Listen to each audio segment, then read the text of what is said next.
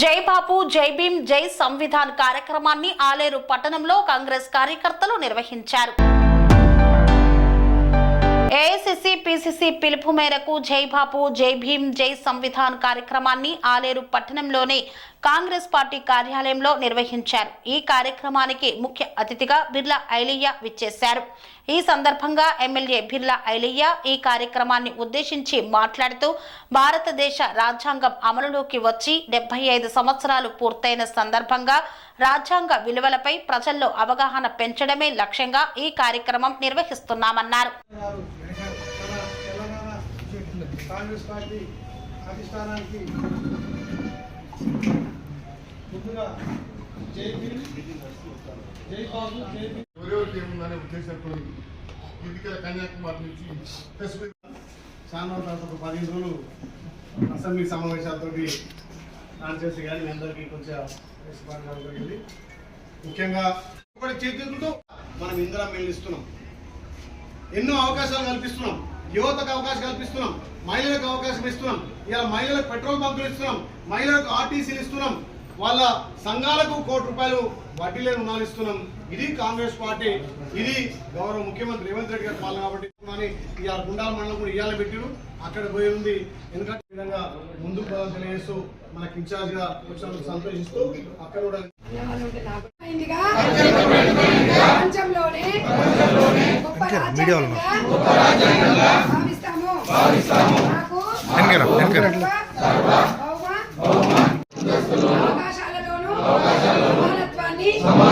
పెంచడానికి మత ప్రాంత వర్గ లింగ ధనిక పేద లాంటి ఏ రకమైన భేదాలు లేకుండా అందరికీ సమాన హక్కులు బాధ్యతలు రాజ్యాంగం కల్పించింది. స్ఫూర్తిని దెబ్బతీస్తూ ప్రజాస్వామ్య విలువలను అలరాస్తూ సమాజంలో రాజకీయ మనుగడ కోసం ఉద్యమశాలను రెచ్చగొడుతున్నాయి. ఇలాంటి తరుణంలో శాంతి అహింసలను మూల సూత్రాలుగా బోధించిన జై బాబు జై భీమ్ జై సంవిధాన్ జై సంవిధాన్ జై బాబు జై భీమ్ జై సంవిధాన్ జై కాంగ్రెస్. రాజ్యాంగంలో ఉన్నటువంటి ప్రతి హక్కును భారతదేశ పౌరులందరూ కూడా అనుభవించాలి. కులాల మతాలకు తావుండొద్దు, అన్ని వర్గాలను కలిపి మేమందరం భారతదేశ పౌరులం, భారతదేశ బిడ్డలం అని చెప్పి సగౌరవంగా తెలియజేయడం కోసం ఏఐసిసి పెద్దలు ముఖ్యంగా తెలంగాణ ఇన్ఛార్జి నటరాజ మీనాక్షి గారు ఇచ్చినటువంటి ఆదేశాలు ఇలా ఆలయ నియోజకంలో జై బాపు జై సంవిధాన్, జై బాపు జై భీమ్ జై సంవిధాన్ ఈ కార్యక్రమాన్ని బలోపేతం చేయడం కోసం ఇలా మండల టౌన్ అధ్యక్షులు ఏజాజ్ గారు, వెంకటరాజు గారు, అదేవిధంగా పెద్దలు ఉపేంద్రన్న గారు, మార్కెట్ డైరెక్టర్ అన్న యాదగిరి గారు, నీలం పద్మక్క గారు, కౌన్సిలర్ గారు సమంత గారు గ్రామాన రాజ్యాంగ పరిరక్షణ కోసం ప్రతి పౌరుడికి తెలియజేసి సంబరాలు చేయాలి. ప్రతి గ్రామంలో ఆ గ్రామం మొత్తం తిరిగి ర్యాలీలు నిర్వహించాలి. మన రాజ్యాంగాన్ని మనం పరిరక్షించుకోవాలి. ఈ రాజ్యాంగ విలువల ద్వారానే ఇలా ప్రజాస్వామ్యం బతుకుంది. ఇలా ప్రతి ఒక్కరికి ఓటకు కలిగిందంటే డాక్టర్ బిఆర్ అంబేద్కర్ గారి రాసినటువంటి రాజ్యాంగం వల్లనే. ఇలా కులాలకు అతీతంగా, మతాలకు అతీతంగా, ధనిక అయినా బీదైనా ప్రతి ఒక్కరికి ఒక్క ఓటే ఉందంటే ఇలా డాక్టర్ బిఆర్ అంబేద్కర్ ఇచ్చినటువంటి వరం. ఆ ఓటు ద్వారా ఇలా ప్రజాస్వామ్యాన్ని రక్షించుకొని ఎంత పెద్దవన్నైనా గద్దె దించవచ్చు, ఎంత గరీబున్నైనా గద్దెక్కించవచ్చు.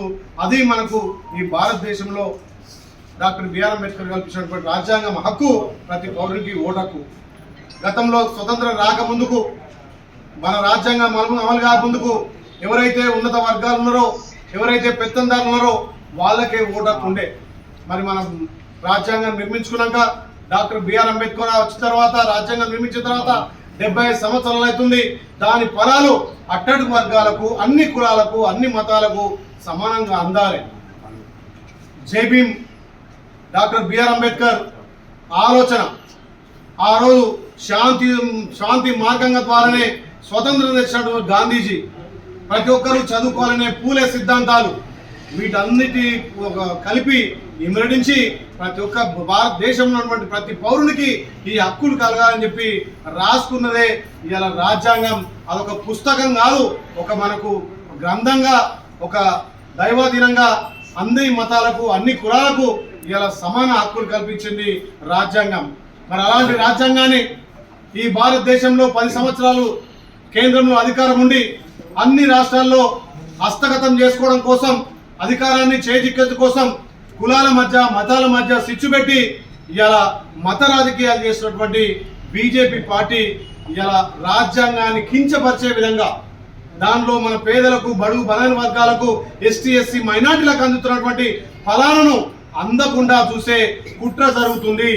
అందుకే మన ప్రియతమ నాయకుడు రాహుల్ గాంధీ గారు రాజ్యాంగం రక్షించాలని పార్లమెంట్లో మన గలం విప్పి ఈ రాజ్యాంగం ఉన్నటువంటి అన్ని అంశాలను ప్రతి పౌరునికి తెలవాలి, ఇది గ్రామ స్థాయిలో ప్రతి పౌరునికి చేరవేరాలని చెప్పి ఆ రాజ్యాంగం రక్షణ పరిరక్షణ ఉన్నప్పుడే మనందరికీ అన్ని హక్కులు కలుగుతాయని చెప్పి పార్లమెంట్లో కొట్లాడితే ఇలా ఉన్నటువంటి హోమ్ మినిస్టర్ అమిత్ షా గారు మీరెందుకు దాన్ని ఒక పవిత్ర గ్రంథంగా చూస్తున్నారు?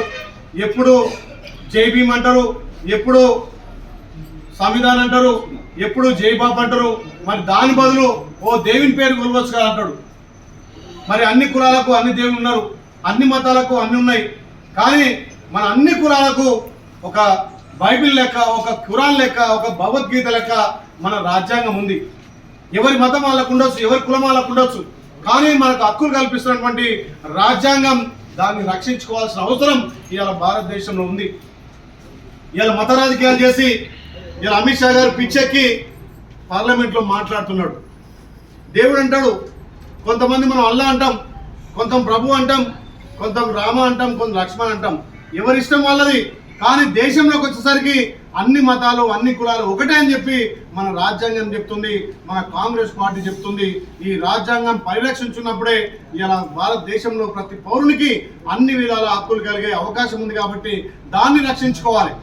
70 సంవత్సరాలు పూర్తి చేసుకున్న సందర్భంలో ఆ రాజ్యాంగం ఉన్నటువంటి హక్కులను ప్రతి పౌరునికి తెలిసినప్పుడే ఆ రాజ్యాంగం విలువ తెలుస్తుంది. కాబట్టి దాని పరిరక్షణ కోసం ప్రతి మండలంలో, ప్రతి గ్రామంలో జై బాపు, జై భీమ్, జై సంవిధానం అనే కార్యక్రమం, మంచి కార్యక్రమం మనకిచ్చి ఇలా కులాలకు అతీతంగా, మతాలకు అతీతంగా భారతదేశ ప్రజలను ఏకం చేయడం కోసం ఇలా తీసుకున్నటువంటి కార్యక్రమం. ఇది ఆలయ నియోజకంలో మొదటగా మన నియోజకవర్గం హెడ్ క్వార్టర్ అయినటువంటి ఆలయంలో ప్రారంభించి రేపటి నుంచి మీ ఇక్కడ మండల పార్టీ కానీ, బ్లాక్ అధ్యక్షులు కానీ, జిల్లా అధ్యక్షులు కానీ ప్రతి గ్రామాన ఇది ఒక పండుగ వాతావరణంగా తీసుకెళ్లి మన రాజ్యాంగాన్ని మనం పరీక్షించుకోవాలి. ఇవాళ వాళ్ళు కులాల మీద, మతాల పేరు మీద ఇవాళ విడగొట్టి ఒక్కొక్క రాష్ట్రాన్ని హస్తగతం చేసి రేపు భారతదేశంలో ప్రజాస్వామ్యం మనుగడనే లేకుండా చేయాలని చెప్పి ఒక కుల రాజకీయం, మత రాజకీయం చేస్తున్నారు. కాబట్టి దాన్ని స్వస్తి చెప్పాలంటే ప్రతి పౌరుడు ఉత్తేజంగా ముందుకు రావాలి, రాజ్యాంగం పట్ల అవగాహన కల్పించుకోవాలి. ఆ రోజు పూలే గారు కానీ, సావిత్రిబాయి పూలే కానీ ప్రతి ఒక్కరికి చదువు ఉండాలని చెప్పి ఇలా ప్రతి ఒక్కరిని విద్యావంతులు చేసి అన్ని అధికార వర్గాలకు కూడా ప్రభుత్వ పరంగా విద్యను, ఎడ్యుకేషన్ను ఇంప్లిమెంట్ చేసి ప్రతి పౌరునికి భారతదేశంలో ఉన్నటువంటి రాజ్యాంగం ద్వారా సంక్రమించే హక్కులను ముందుకు తీసుకుపోతుంటే వాళ్ళని కాల రాస్తున్నారు ఈ అధికారం ఉన్నటువంటి, కేంద్రంలో అధికారం ఉన్నటువంటి మోడీ ప్రభుత్వం. దాని మీద మనం యుద్ధం చేయక తప్పదు. మన ప్రజాస్వామ్యాన్ని, మన రాజ్యాంగాన్ని మనం పరిరక్షించుకోవాలంటే ఇది కాంగ్రెస్ పార్టీ గ్రామాన ఈ రాజ్యాంగం గురించి తెలియజేయాల్సిన అవసరం ఉంది. 70 సంవత్సరాలు ఇలా పూర్తి చేసుకొని అంత ఒక భగవద్గీత లెక్క ఉన్నటువంటి, ఒక ఖురాన్ లెక్క ఉన్నటువంటి, ఒక బైబిల్ లెక్క ఉన్నటువంటి రాజ్యాంగాన్ని పేద ప్రజల కోసం, అట్టడి వర్గాల కోసం రేపు మన హక్కులు కాపాడుకోవాలంటే తప్పకుండా ఈ బీజేపీ మతతత్వ పార్టీని తిప్పికొట్టాలి. ప్రతి యువకుని, ప్రతి మహిళను గౌరవించుకుందా మనం ముందుకు పోవాలంటే ఈ రాజ్యాంగాన్ని మనం పరీక్షించుకోవాలని మన రాహుల్ గాంధీ గారు కొట్లాడుతారు. మన ఎలక్షన్ సమయంలో కూడా ప్రతి మీటింగ్లో కూడా మన రాజ్యాంగం విశిష్టతను, మన రాజ్యాంగంలో హక్కులను ప్రతి ఒక్క మీటింగ్లో తెలియజేసింది. కాబట్టి మనం మన బాధ్యతగా మన ఆలయ నియోజకంలో ప్రతి మండలం, ప్రతి గ్రామంలో ఈ ప్రోగ్రాం చేసి ఈ జై భారతం ఇలా కాంగ్రెస్ పార్టీ అధికారం రావడానికి సైనికులకు పనిచేసినటువంటి యువతకు కూడా రాజీవ్ యువ వికాసం అని పెట్టి ఇవాళ నిరుద్యోగ సమస్యను నిర్మూలించి ఏదైతే తెలంగాణ ఉద్యమం కోసం కష్టపడ్డటువంటి నిరుద్యోగులకు కూడా మన గౌరవ ముఖ్యమంత్రి రేవంత్ రెడ్డి గారి నాయకత్వాన 60,000 ఉద్యోగాలు ఇచ్చినాం.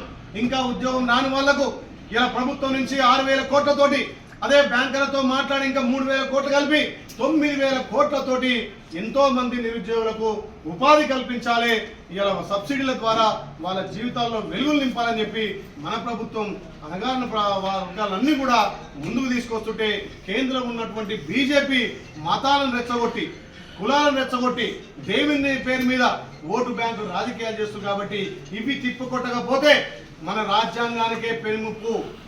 అందుకే మన అధిష్టానం అక్కడ ఉన్నటువంటి ఢిల్లీ పెద్దలు కానీ మేల్కోవాలి.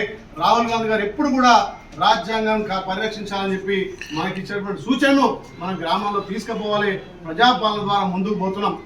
అక్కడక్కడ గ్రామాలలో చిల్లర మల్లరగా వాళ్ళు 10 సంవత్సరాల్లో చేయనటువంటి పనులను మన 10 నెలల్లో మన గౌరవ ముఖ్యమంత్రి చేస్తే ఇంకా రుణమాఫీ కాలేదని చెప్పి, ఇంకా ఆర్టీసీ బస్సులు లేవని చెప్పి చిల్లర రాజకీయాలు చేస్తున్నారు. మీరు సైనికులు లెక్క తిప్పి కొట్టాలి. 10 ఏళ్ళు ₹1,00,000 రుణమాఫీ చేయకపోతే మనం 10 నెలల్లో తెలంగాణలో 25 లక్షల మంది రైతులకు 21,000 కోట్లతో రుణమాఫీ చేసినాం. రైతు భరోసా ఇస్తున్నాం. భూమి లేని నిరుపేదలకు కూడా 12,000 సంవత్సరానికి 12,000 2 విడతలుగా 6,000 ఇస్తున్నాం. వ్యవసాయ కూలీలను ఆదుకుంటున్నాం. ఇలా నిరుద్యోగ సమస్య తీరుస్తున్నాం. రేపు మా ఉగాది నుంచి మా గ్రామాన్నటువంటి నిరుపేదలకు సన్న రేషన్ బియ్యం ఇస్తున్నాం. ఇది మన ప్రభుత్వం లక్ష్యం. ఇది మన ప్రజాపాలన. గౌరవ ముఖ్యమంత్రి గారి ఆశయం. తెలంగాణలో మనం ఇచ్చినటువంటి హామీలు ఒకవైపు అభివృద్ధి, ఒకవైపు సంక్షేమం తీసుకుపోతున్నాం. మనం కూడా గ్రామాలలో తిప్పి కొట్టాలి. బీఆర్ఎస్ వాళ్ళు 10 సంవత్సరాల్లో ప్రజాధనాన్ని దోచుకొని వాళ్ళ పింక్ మీడియా, సోషల్ మీడియా ద్వారా దుష్ప్రచారాలు చేస్తున్నారు.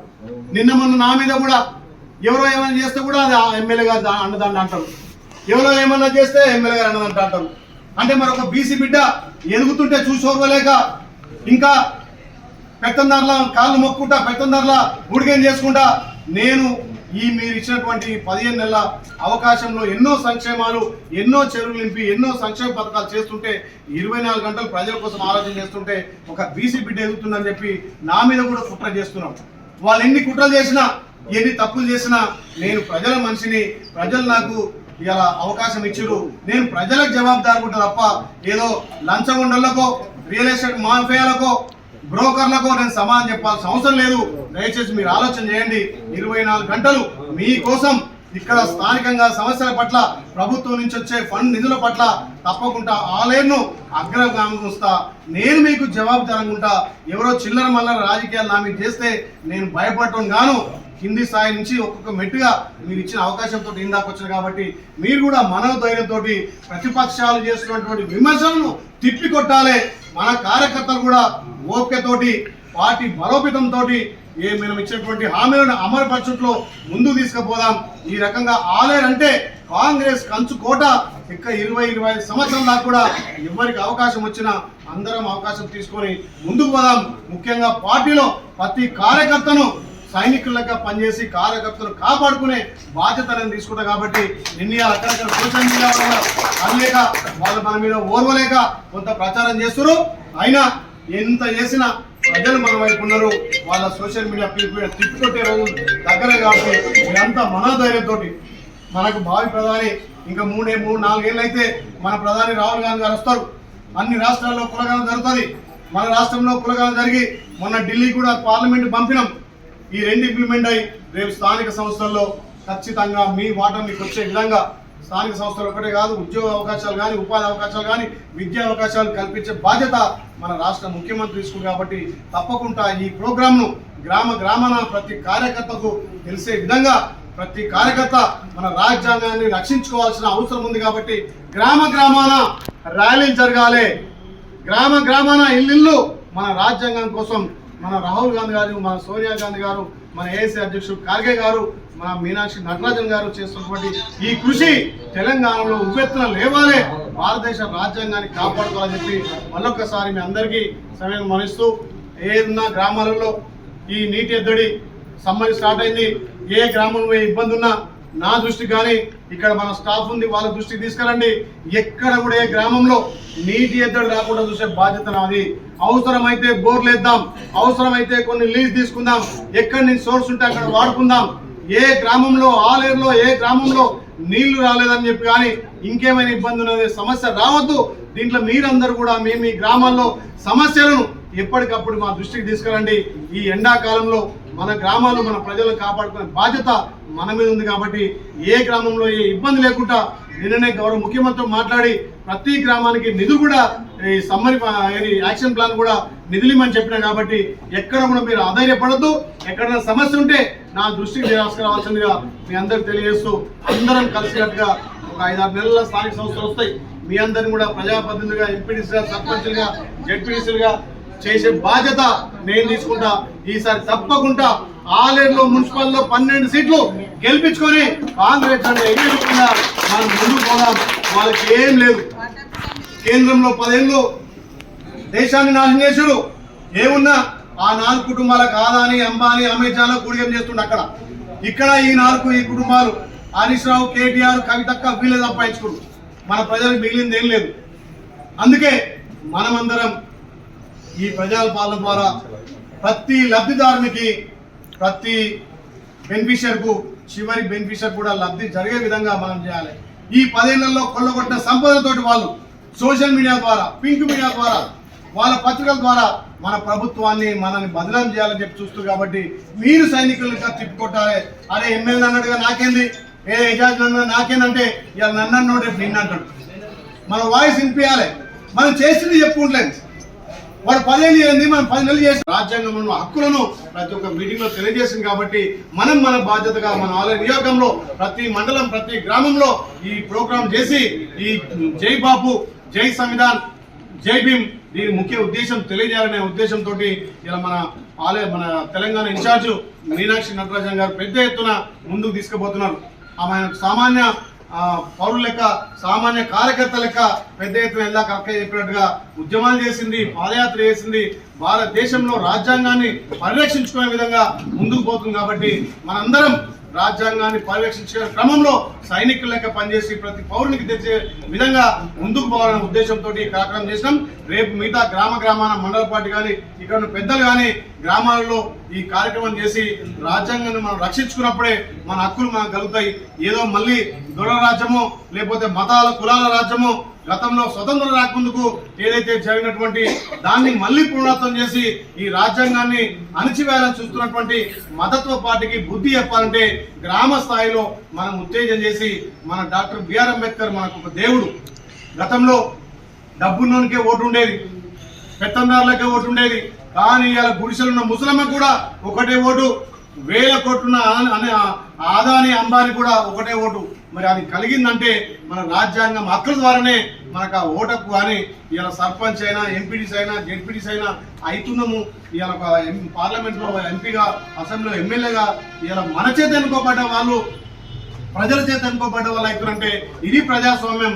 దీన్ని రక్షించుకోవాలంటే ఈ కార్యక్రమాన్ని ఇంకా కూడా గ్రామ స్థాయిలో ముందుకు తీసుకోవాల్సిన అవసరం ఉంది. కాబట్టి మీరందరూ ఒక 10-15 రోజులు రోజు ఒక గ్రామంలో ర్యాలీ కార్యక్రమం చేసి మన రాజ్యాంగాన్ని పరిరక్షించుకొని మన అధిష్టానం ఏఐసిసి కానీ, పిసిసి కానీ, డిసిసి కానీ ఇచ్చినటువంటి కార్యక్రమాన్ని ప్రజల్లోకి తీసుకుపోవడం కోసం అందరూ కార్యకర్తలుగా కంకరం కావాలని చెప్పి పార్టీని ఇంకా బలోపేతం చేసి రాహుల్ గాంధీ గారు భారతదేశ ప్రధాని అయ్యేంత వరకు మనందరం కలిసికట్టుగా పనిచేయాలి. రాహుల్ గాంధీ గారు భారత ప్రధాని అయితే ఇలా భారతదేశంలో ఎన్ని కులాలు ఉన్నాయో, ఎన్ని మతాలు ఉన్నాయో వాళ్ళ లెక్కలేందో ఇవాళ జనాభా లెక్కల కులాల పదవి అవుతుంది. ఇవాళ మన రాహుల్ గాంధీ గారి ఆలోచన మన తెలంగాణలో మన ప్రియతమ నాయకుడు మన రేవంత్ రెడ్డి మన ముఖ్యమంత్రి గారు ఇవాళ కులగణన చేపట్టడం వల్ల ఇవాళ ఎవరి కులం ఎంతుంది, ఎవరి వాటైంది, ఇవాళ రాజకీయంగా, సామాజికంగా, విద్యాపరంగా, ఉద్యోగపరంగా మా వాట మాకు కావాలని చెప్పి ఇలా ఆ లెక్కల వల్లనే తేలింది. కాబట్టి నిజంగా భారతదేశానికే తెలంగాణ ఒక రోడ్ మోడల్. అరే తెలంగాణలో కులగణన చేయడం వల్ల అన్ని కులాలకు ఇలా ప్రాతినిధ్యం వహిస్తున్నారు. ఇలా లెక్కలు తేలినాయి కాబట్టి వాళ్ళ లెక్కల ప్రకారం వాళ్ళకు ఉద్యోగాలు కానీ, విద్యా అవకాశాలు కానీ, ఉపాధి అవకాశాలు కానీ, రాజకీయంగా అవకాశాలు వస్తాయనే ఉద్దేశంతో మన తెలంగాణ రాష్ట్రాన్ని ఇలా భారతదేశంలో ఉన్నటువంటి మిగతా రాష్ట్రాలంతా కూడా ఆదర్శంగా తీసుకున్నాయి. అది మన గౌరవ ముఖ్యమంత్రి రేవంత్ రెడ్డి గారి ప్రజాపాలన. దీన్నే దేశమే ఒక రోడ్ మోడల్ గా తెలంగాణ తీసుకుందంటే నిజంగా మన తెలంగాణ మన ముఖ్యమంత్రి ఏ రకంగా ముందుకు పోతుండో, అన్ని కులాలకు ప్రాతినిధ్యం ఉండాలి, ఎవరెంత ఉన్నారో వాళ్ళ తమాషా ప్రకారం వాళ్ళకు హక్కులు కలగాలని చెప్పి మొన్న జరిగినటువంటి జనాభా లెక్కలు కానీ, మన కుల గణన కానీ దేశానికి ఆదర్శమైంది. అదేవిధంగా బీసీలకు ఎన్నో నుంచి చూస్తున్నటువంటి హక్కులు కూడా 42% మొన్న జరిగినటువంటి అసెంబ్లీలో చట్టాలను చేసి మనం ఢిల్లీకి పంపినాం. 42% మన కాంగ్రెస్ పార్టీ బీసీ ఎస్టీ ఎస్సీలకు ఏ రకంగా హక్కులు కలుగుతున్నాయో వాళ్ళ పరిరక్షణ కోసం మన ప్రభుత్వం ముందుకు పోతుంది. కాబట్టి మీరు అందరూ ఆలోచన చేయాలి. అధికారం వచ్చినాం, ఇలా ప్రజలు మనకు అధికారం ఇచ్చారు. ఏదైతే తల్లి సోనియా ఇచ్చినటువంటి అభయాస్త 6 గ్యారంటీలను కని విని ఎరగని రీతిలో మీ ఇంట జరిగే వేడుకలకు అందమైన వేదిక Shri Lakshmi banquet hall. Functions చేయాలంటే ఇల్లు చిన్నగా ఉందని ఆలోచిస్తున్నారా? చిన్న ఫంక్షన్ కోసం ఎక్కువ డబ్బులు వృధా చేస్తున్నారా? అందుకే మీ సౌలభ్యం కోసం అత్యాధునిక అంగులతో అందుబాటు ధరలో లభిస్తోంది శ్రీ లక్ష్మి బ్యాంకెట్ హాల్. పుట్టినరోజులకు, పెళ్లి రోజు వేడుకలకు, రాజకీయ పార్టీ సమావేశాలకు, కార్పొరేట్ కాన్ఫరెన్సులకు అద్భుతమైన ప్రదేశం శ్రీ లక్ష్మి బ్యాంకెట్ హాల్. మీ ఇంట జరిగే ఏ శుభకార్యానికైనా అతి తక్కువ ఖర్చుతో గ్రాండ్ గా సెలబ్రేట్ చేసుకునేందుకు అనువైన ప్రదేశం శ్రీ లక్ష్మి బ్యాంకెట్ హాల్. మా అడ్రస్ శ్రీనగర్ కాలనీ, రాధికాటు, Saket main road, Kapra, Hyderabad. Pin code number 500062. Booking కొరకు సంప్రదించాల్సిన ఫోన్ నెంబర్స్ 9393142738, 9391808087 మరియు 8234070707